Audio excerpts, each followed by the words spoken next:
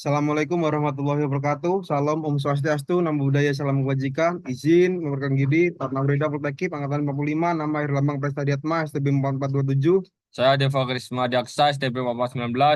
Izinkan pada kesempatan yang baik ini, kami mempresentasikan hasil kerja kelompok kami, yaitu tentang materi CBC selama semester 7 dan sarana asimilasi dan edukasi di Lapas Terbuka kelas 2 Nusa Kambangan. Selamat menyaksikan.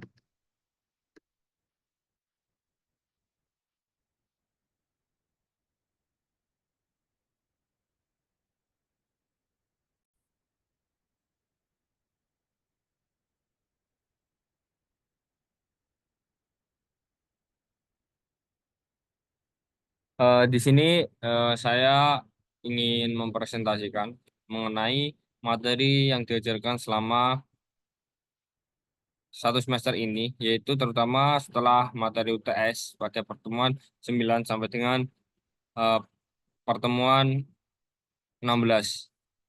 Sebelum saya menjelaskan tersebut, sebagai pengingat atau sebagai dasar, saya akan menjelaskan mengenai community based correction.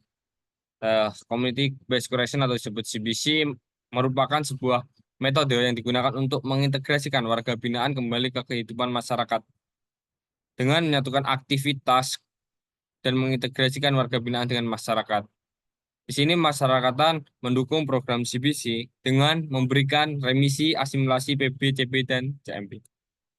Selanjutnya di sini saya akan menjelaskan secara menyeluruh mengenai tentang asimilasi PB, CB, remisi sesuai dengan Permen Kumham Nomor 3 Tahun 2018 tentang syarat dan tata cara pemberian remisi, asimilasi, cuti menjelang keluarga, pembebasan bersyarat, CMB atau cuti menjelang bebas, dan CB, cuti bersyarat.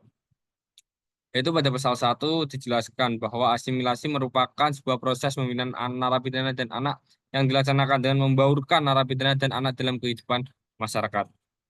Selanjutnya yaitu penjelasan PB dan CB dan CMP, yaitu bahwa program pembinaan untuk mengintegrasikan narapidana dan anak ke dalam kehidupan masyarakat setelah memenuhi persyaratan yang telah ditentukan. Dan persyaratan ini akan saya jelaskan nanti di slide berikutnya. Dan untuk selanjutnya yaitu CMK. CMK yaitu cuti menguji keluarga, yaitu program pembinaan untuk memberikan kesempatan kepada narapidana dan anak untuk berasimilasi dengan keluarga dan masyarakat. Untuk pengertian remisi pada pasal 1 yaitu pengurangan masa menjalani pidana yang diberikan kepada narapidana dan anak yang memenuhi syarat yang ditentukan dalam ketentuan peraturan perundang-undangan. Syarat pemberian remisi yaitu pada pasal 5 ayat 1 dan 2. Yang pertama yaitu berkelakuan baik, yang kedua telah menjalani masa pidana lebih dari 6 bulan. Dan untuk ayat 2, yang pertama tidak sedang menjalani hukuman disiplin dalam kurun waktu 6 bulan terakhir terhitung sebelum tanggal pemberian remisi. Yang kedua telah mengikuti program pembinaan yang diselenggarakan oleh lapas dengan predikat baik. Dan untuk pasal 6, remisi tidak diberikan bagi narapidana yang pertama sedang menjalani CMP. Jika narapidana menjalani CMP itu tidak dapat diberikan remisi. Dan yang kedua itu sedang menjalani pidana kurungan sebagai pengganti denda. Selanjutnya itu pada pasal 44, yang pertama berkelakuan baik dibuktikan dengan tidak sedang menjalani hukuman disiplin dalam kurun waktu 6 bulan terakhir dan untuk anak 3 bulan terakhir. Yang kedua yaitu aktif mengikuti program pembinaan dengan baik. Yang ketiga telah menjalani setengah masa pidana dan untuk anak 3 tahun 3 bulan. Dan pada pasal 45 ayat 1 untuk kejahatan luar biasa syarat yang pertama berkelakuan baik dibuktikan dengan tidak sedang menjalani hukuman disiplin dalam kurun waktu 9 bulan terakhir, aktif mengikuti program pembinaan, dan yang ketiga telah menjalani 2/3 masa pidana dengan paling singkat 9 bulan. Dan pada pasal 45 ayat 2 untuk narapidana teroris harus mengikuti program deradikalisasi, yang kedua melakukan ikrar NKRI, dan untuk warga negara asing tidak melakukan tindak pengulangan kejahatan. Di sini dokumen usulan asimilasi yang pertama, salinan kutipan putusan hakim atau pihak pelaksana putusan pengadilan. Yang kedua, lunas denda atau uang pengganti. Yang ketiga, laporan perkembangan pembinaan sesuai dengan sistem pembinaan narapidana. Yang keempat, laporan litmas atau penelitian masyarakat yang dibuat oleh PK. Yang kelima, register F dari Kalapas. Yang keenam, salinan daftar perubahan dari Kalapas. Yang ketujuh, surat pernyataan dari NAPI. tidak akan melarikan diri dan tidak melakukan perbuatan melanggar hukum. Yang 8, surat jaminan kesanggupan dari pihak keluarga, wali, lembaga sosial, instansi pemerintahan, instansi swasta atau yayasan yang diketahui lurah atau kades nama lain menyatakan satu, napi tidak akan melarikan diri dan tidak melakukan pelanggaran hukum. Yang kedua, membantu dalam membimbing dan mengawasi napi selama asimilasi. Selanjutnya yaitu syarat pemberian pembebasan bersyarat CB, CMB maupun CMK. Yaitu yang pertama CB ini yang pada pasal 82 yang pertama telah menjalani masa pidana paling singkat 2/3 dengan ketentuan 2/3 masa pidana paling sedikit 9 bulan. Yang kedua, berkelakuan baik selama menjalani masa pidana paling singkat 9 bulan, terakhir dihitung sebelum tanggal 2/3 masa pidana. Yang ketiga, telah mengikuti program pembinaan dengan baik, tekun, dan bersemangat. Yang keempat, masyarakat dapat menerima program kegiatan pembinaan narapidana.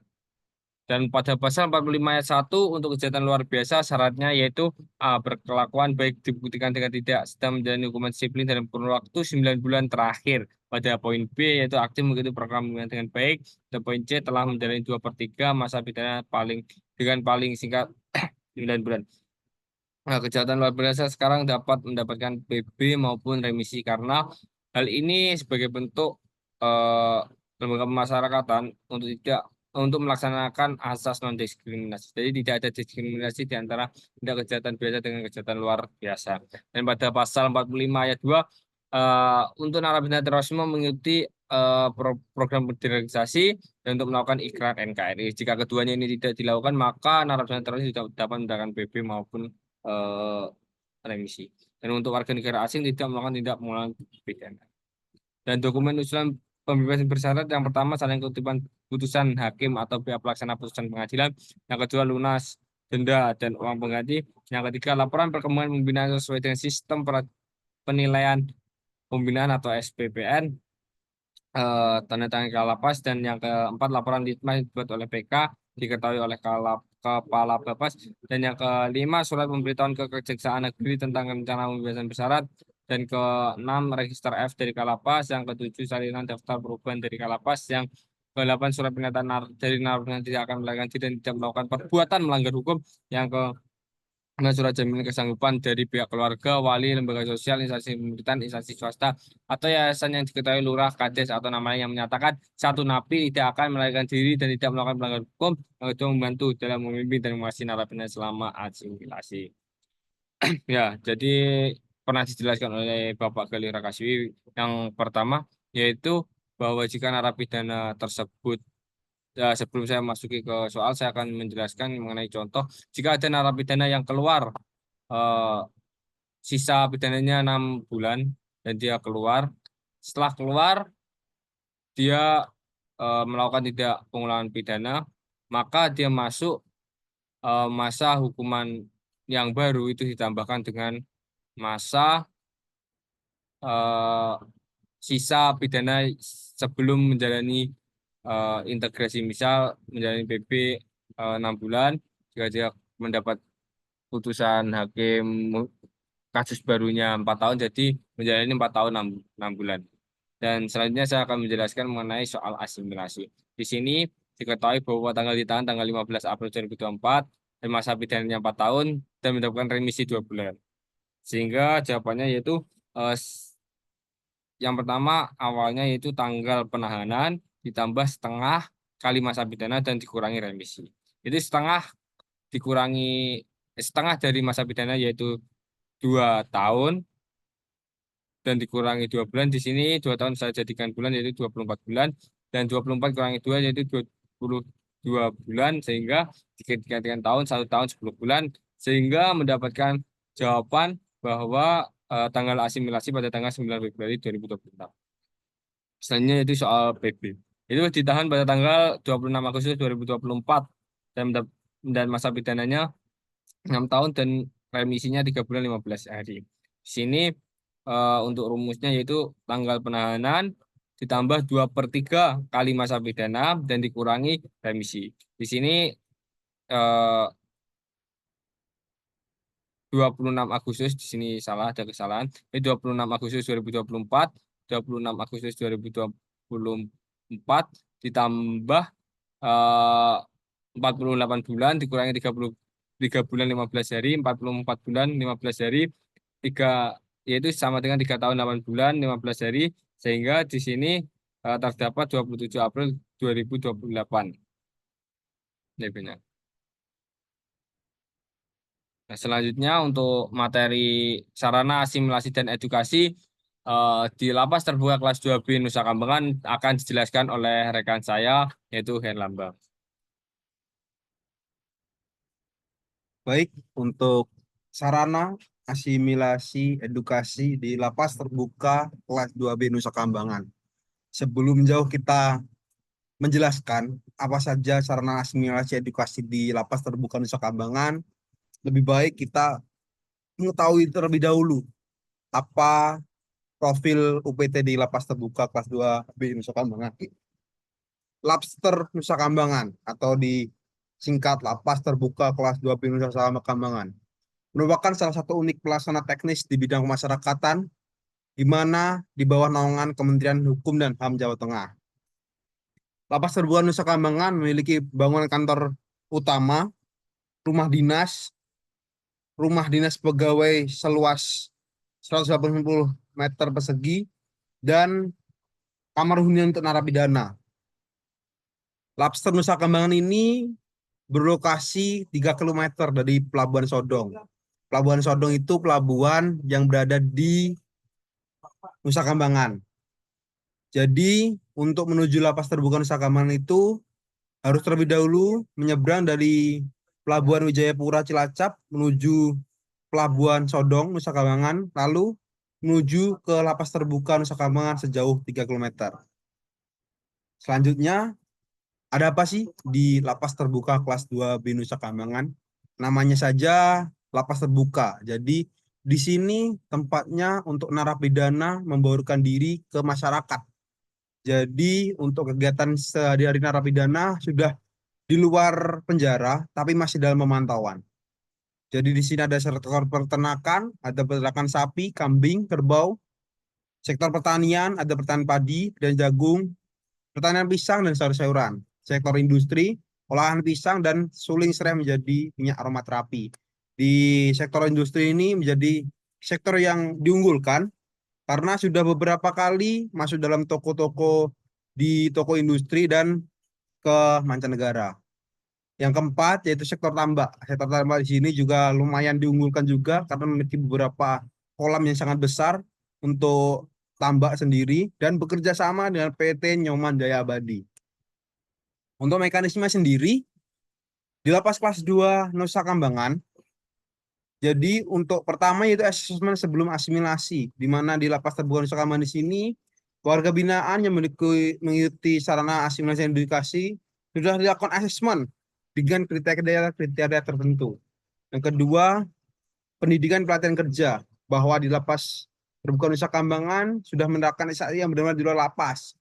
Jadi karena nomenklaturnya adalah lapas terbuka sehingga semua kegiatan dilakukan di luar lapas. Sudah tidak ada di mana sekat-sekat dinding penjara lagi. Yang ketiga, promosi dan sosialisasi. Jadi hasil-hasil dari SAI-nya ini akan disosialisasikan, dipromosikan melalui media sosial, melalui Shopee atau melalui toko-toko online lainnya, dan tentu untuk yang tambah sendiri langsung diambil oleh PT Nyoman Jaya Abadi. Yang ketiga, yang keempat yaitu kegiatan kerja SAE, bahwa kegiatan kerja di Lapas Terbuka Nusa Kambangan terlihat sangat padat. Dari semua sektor yang ada semuanya sedang berjalan dengan baik. Yang kelima, kerjasama pihak ketiga, bahwa ada salah satu sektor di Lapas Terbuka Nusa Kambangan yang bekerja sama, yaitu di sektor tambak udang, di mana sektor tambak udang di sini ada kerjasama dengan PT Nyoman Jaya Abadi, sehingga dari awal pembibitan sampai pemanenan itu diawasi oleh Lapas Terbuka Nusa Kambangan dan PT Nyoman Jaya Abadi, sehingga prosesnya pun sangat baik dan berjalan dengan mekanisme sangat baik. Yang terakhir, pelaporan hasil SAI. Untuk pelaporannya sendiri, yang jelas semua kegiatan di Lapas Terbuka Nusa Kambangan terlaporkan ke Kanwil Kemenkumham Jawa Tengah dan dilanjutkan ke Direktorat Jenderal Pemasyarakatan secara berkala. Di sini terdapat beberapa dokumentasi kegiatan. Seperti dilihat ada peternakan sapi. Di sini warga binaan sedang belajar breeding. Dokumen ini saya dapatkan melalui Humas Lapas Terbuka Nusa Kambangan. Di sini ada sektor pertanian, ada proses menyemai dan proses pengairan. Dari sini ada sektor tambak udang, bisa terlihat terdapat beberapa kolam tambak udang di sana, dan di sampingnya bisa dilihat juga di situ udang-udang sudah mulai waktunya panen, sedang proses pemanenan. Dari sini untuk livestock industry-nya, ini minyak sereh wangi khas Nusa Kambangan. Terima kasih. Baik, sekian yang dapat kami sampaikan. Sebelumnya, apa yang kami dapat di semester 7 ini merupakan menjadi bekal kami untuk kami magang di UPT Senusa Kambangan, serta menjadi bekal kami untuk menjadi seorang petugas pemasyarakatan kelak. Semoga apa yang telah diberikan oleh dosen kami, Bapak Galih, dapat bermanfaat dan menjadi barokah untuk beliau. Amin. Kami menutup dari presentasi ini. Apa yang kami sampaikan, kurang lebihnya kami mohon maaf. Wassalamualaikum warahmatullahi wabarakatuh. Om Santi Santi Om.